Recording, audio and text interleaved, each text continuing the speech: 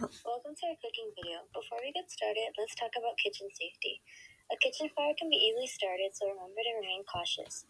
For a fire to occur, there needs to be oxygen, heat, and fuel present, also known as the fire triangle. To prevent a fire from starting, be sure to clear the area of flammable items and don't leave the stove unattended while cooking.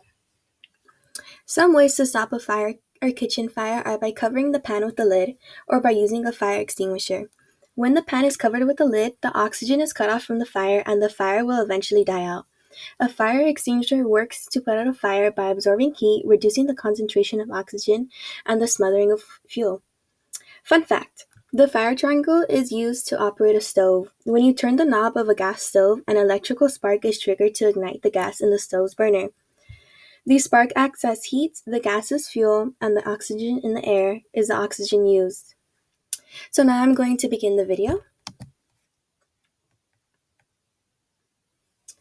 And in this video, we can see examples of heat transfer through conduction and radiation. The transfer of heat from the stove to the pan is considered radiation because of how the energy is transferred through electromagnetic rays. The transfer from the pan to the egg and the butter is conduction, which is energy transferred by direct contact. The butter and eggs' heat energy is increasing, so their particles gain kinetic energy. As they gain more kinetic energy, their molecules begin moving faster and faster. Both the butter and the eggs were absorbing heat from their surroundings. This makes the process an endothermic reaction. In this reaction, the raw eggs were the reactants, the scrambled eggs were the products, and the catalyst was heat. The potential energy in the scrambled eggs is higher than the potential energy in the raw eggs. The melting of butter was a physical change. If put back into the fridge, the butter would turn solid again.